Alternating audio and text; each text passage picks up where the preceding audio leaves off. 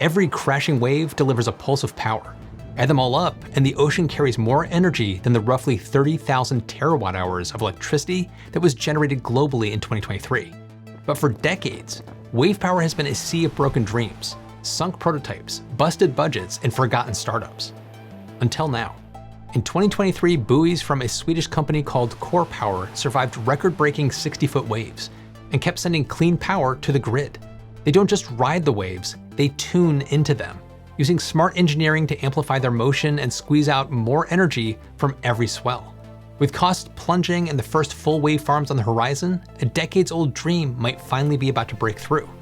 So the question is wave energy finally ready for prime time, or will it just be another shipwreck in the history of clean power? I'm Matt Ferrell. Welcome to Undecided.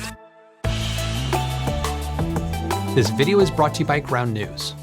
2024 marked a milestone in global electricity. For the first time, more than 30% came from renewables like hydropower, solar, and wind.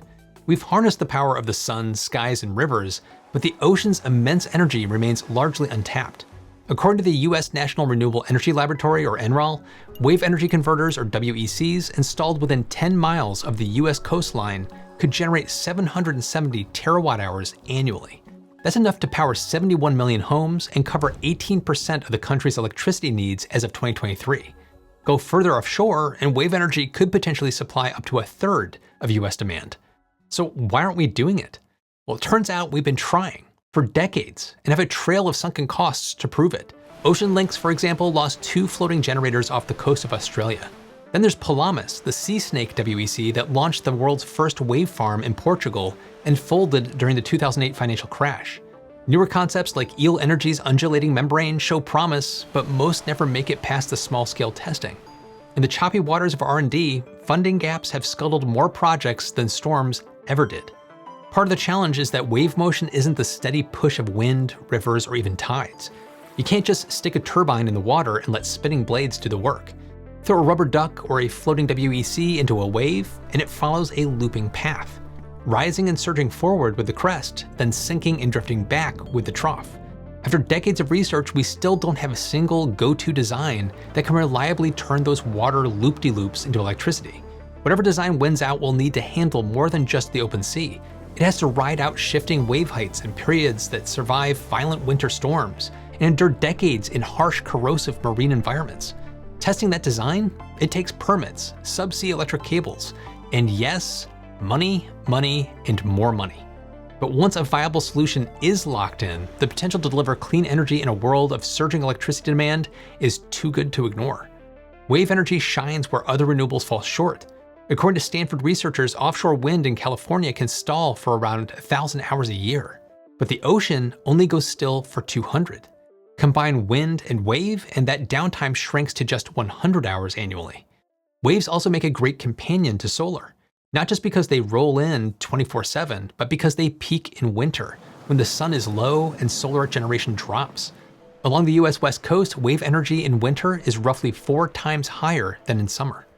That reliability has real grid-level benefits. Organizations like Australia's Blue Economy Cooperative Research Centre argue that wave energy's consistency can ease our reliance on costly, large-scale battery storage by filling the gaps left by wind and solar.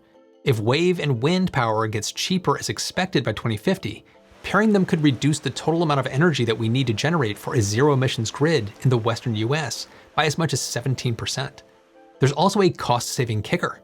Co-locating wave energy converters with offshore wind farms, 1 permit, 1 survey, shared vessels, shared crews, and most importantly, a shared subsea cable, which is one of the priciest parts of getting offshore electricity to shore.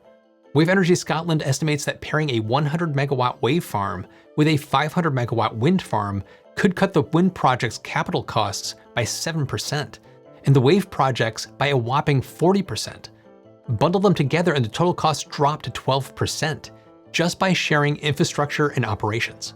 But what happens when a wave startup finally gets it right? How do you turn a floating 30-foot buoy into a resilient power plant? Well, depending on which headlines you read, you'd think wave energy is either the next big thing or a total boondoggle. And that's where today's sponsor, Ground News, comes in. Created by a former NASA engineer, Ground News gathers news from over 50,000 sources, analyzing political bias, credibility, and even financial incentives behind the coverage. A great example is this story about how Trump's tariffs are impacting the stock market and US trading partners. With one click, I can see a summary of political bias, ownership details, and a factuality breakdown of every source that's covering it. For instance, a center-leaning source presented as a straightforward report. It states the purpose and the results without adding judgment. Meanwhile, a left-leaning source takes a more critical stance, framing the heavy financial losses, and a right-leaning source focuses on the 50 nations that are ready to talk trade. As someone who watches my videos, you probably like digging deeper into the facts to understand the bigger picture. Ground News makes it easy to compare coverage, spot bias, and see the full story. One of my favorite features is the blind spot feed, which reveals stories underreported by one side of the political spectrum. It's helped me to recognize blind spots and see the nuance in different stories. For a limited time, you can get the same plan I use for nearly half the price. Just go to ground.news/undecided or scan the QR code to save 40% off their Vantage plan. I only promote brands I trust, and I think you'll find Ground News just as valuable as I do. Thanks to Ground News and to all of you for supporting the channel. Now back to what happens when a wave startup gets it right. Another wave energy contender has raced ahead towards commercialization. In 2018, Swedish company Core Power Ocean tested a prototype at the European Marine Energy Centre in Scotland. Think of EMEC as Europe's version of PacWave, except it launched way back in 2003, decades earlier. After Brexit, Core Power relocated to mainland Europe, taking over the very site of the failed Portuguese wave farm that I mentioned earlier. By 2023, Core Power's latest commercial scale WEC, rated at 300 kilowatts, was already peaking at 600 kilowatts on the grid. With a few design tweaks, the company now believes a single unit could hit 850 kilowatts. Core Power's 9-meter wide, or about 30 feet buoy, doesn't spin like a turbine. It bobs and it pulls. What's known as a point absorber design floats on the surface, tethered to the seafloor by tension mooring line. As waves roll around it, it moves up, down, and side to side, driving a mechanical system inside the buoy that generates electricity. Well, the clever part? A built-in tension system pulls the buoy downward between the crests, letting it harvest energy not just as it rises, but also as it sinks, squeezing more power from every wave cycle. But the real magic is wave spring, a resonance tech developed with NTNU that times the buoy's motion to the rhythm of the sea. Like a trampoline jumper sinking every bounce, wave spring boosts energy capture even in small waves. In tests, Core Power's buoy moved nearly 3 meters in 1-meter waves. And now Core Power is adding AI control systems to fine-tune performance in real time. In storms, the system can detune the buoy, making it more transparent to the waves, like how turbines feather their blades to spill wind and survive high gusts. Core Power's buoys faced their ultimate stress test when 4 winter storms battered its Portuguese test site. One of those storms brought record-breaking waves up to 18.5 meters high. Yes, those are the 6-story breakers that I mentioned earlier. Not only did the 4 buoys survive, but they retuned themselves and resumed delivering power to the grid once the storm fronts passed. That's a major win, but there's another kind of test that you can't fast-track: the test of time.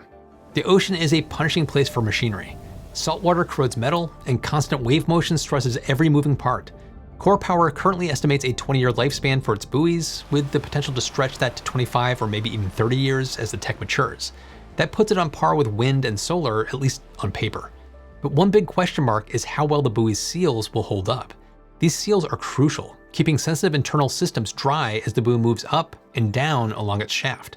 As you can imagine, that doesn't exactly scream low maintenance or eco-friendly. Leaking hydraulic fluids or debris from damaged WECs are an environmental concern. But there's more. Underwater noise, both from installation and operation, can disrupt marine life, stress animals, drive away fish, dolphins, and whales, or interfere with their communications. That said, Core Power is doing things a bit differently. Unlike offshore wind turbines, which are typically anchored with steel piles hammered into the seabed, Core Power's UMAC anchor is vibrated into place, a process that's 15 to 20 decibels quieter. As for day-to-day noise, Core Power did measure ambient underwater sound levels at the Portuguese site before deployment, but we're still waiting on data showing how the buoys may have changed the underwater soundscape. That kind of monitoring will be key to understanding the full acoustic footprint of future wave farms. There's still a lot we don't know about how dense wave farms might affect marine ecosystems. On the plus side, by soaking up wave energy, WECs could reduce storm surge and help protect coastlines. On the flip side, they might alter sediment flows or affect water quality. The devices themselves, along with their anchors and cables, can act like artificial reefs, creating new habitat for marine life, but they can also attract invasive species. Another big unknown? Electromagnetic fields from underwater power cables. Some species like sharks, rays, and sea turtles can sense these fields, and we still don't fully understand how that might affect their behavior. Even bottom-dwelling creatures near the cables could experience changes in development or growth. That's why the first wave farms will need serious environmental monitoring, not just good vibes, but real data, before we go all in on scaling up. In some ways, it's still a wait and see, but we might not have to wait too long. Just 4 kilometers or about 2.5 miles off the coast of County Clare in Western Ireland, CorePower plans to deploy its first 5 megawatt wave array in 2026, scaling up to 30 megawatts by 2028, alongside a floating offshore wind farm. The project is backed by public-private partnerships between Ireland's utility ESB and blue economy developer Simply Blue, with up to 39.5 million euros in co-funding from the EU Innovation Fund. Once online, the array is expected to generate 15 gigawatt hours per year, or enough to power 4,200 homes and avoid 27,000 tons of CO2 emissions over its first 10 years. That 30 megawatt Irish project is a big step, but it's just the beginning. An independently verified cost model suggests that CorePower's levelized cost of energy, or LCOE, could eventually match solar and onshore wind, falling between $32 and $43 per megawatt hour. But the catch? We won't see that price until wave energy scales up to around 20 gigawatts of capacity. That's about 67,000 buoys, assuming each one stays at 300 kilowatts. But the cost curve starts bending earlier. After just 2,000 buoys or 600 megawatts, the LCOE is expected to drop below $76 per megawatt hour, landing on par with offshore wind. That milestone could be hit as soon as 2035, and because wave power kicks in when wind and solar dip, the real system cost might end up being even cheaper than that. So how is it getting so cheap so fast? Well, CorePower says it's prioritized LCOE from day one of its design process. Rather than using a typical heavy steel hull, which is costly, corrosion-prone, and tied to unpredictable metal prices, the company opted for a composite fiberglass and resin structure. It's the same kind of material used in speedboat hulls and wind turbine blades, strong, lightweight, and cheaper to manufacture and scale. As CorePower's former managing director Miguel Silva explained to Inlet in April of 2024, we moved to a high-efficiency, mostly fully automated process to manufacture from resin and fiberglass. So this immediately gave us a 70% reduction on LCOE. That said, wind power has taken heat for its fiberglass turbine blades, which are notoriously difficult to recycle. But a new resin might be changing that, which we covered in a past episode which I'll link to in the description. CorePower's next power move? Mobile factories. The company plans to build a drivetrain in Sweden, but the buoys themselves on site, wherever the site happens to be. When the job's done, the whole buoy making setup packs up and just moves on like a clean energy traveling circus. That's a big deal when your devices are nearly 30 feet wide and 60 feet tall, hollow, but huge. Building on location keeps transport costs down, trims the carbon footprint, and helps keep the rollout rolling. And that matters because the fastest way to lower wave energy's LCOE is to build as many devices as possible, as quickly as possible. Just like solar and wind, wave power needs economies of scale and a whole lot of learning by doing. It also needs public research funding and financial incentives, the same boost wind and solar got to reach escape velocity. The International Energy Agency crunched the numbers. Getting wave energy to market price by the mid-2040s could require $74 billion in public subsidies, if we invest early in R&D. But if we underfund the early stages, we could end up spending more than twice as much waiting for the tech to catch up. The good news? It doesn't take a tidal wave of cash. The IEA estimates that if just 20 countries chip in $11 million a year now, and $7 million after 2030, we could ride the cost curve all the way to parity. Europe's already waxing its board. Between 2007 and 2019, European nations invested around $530 million into wave and tidal projects. CorePower Ocean alone raised $34 million in venture capital in late 2024, and then secured another $18 million from the European Innovation Council Accelerator in early 2025, bringing its total funding to over $100 million. With nearly half of the world's wave energy patents and 10 grid-connected test sites, Europe is pulling ahead. The US is paddling hard to catch up though. Since 2019, it's approved $520 million in ocean energy funding. Oregon's test site is expected to go live soon, and California has passed a bill requiring the state to identify sites for future wave farms. But recently, federal clean energy funding was blocked before a court ruling got things flowing again. And with offshore wind permitting still paused, it's fair to ask, is the tide of US support for ocean energy coming in or going out? Then there's Australia, with the mighty Southern Ocean at its doorstep and the largest wave energy resource on Earth. it's somehow still just watching from the shore. Less than 2% of the $1.5 billion invested by its renewable energy agency has gone to wave power, though the Blue Economy Cooperative Research Center is hoping to coax the government into finally wading in. With public and private funding finally starting to flow, companies like Core Power Ocean are moving beyond prototypes and into real-world projects. But what do you think? After decades of false starts, is wave power finally ready to deliver? Jump into the comments and let me know. And be sure to listen to my follow-up podcast, Still to Be Determined, will keep this conversation going. Thanks as always to my patrons for your continued support and helping to keep the channel going. Keep your mind open, stay curious, and I'll see you in the next one.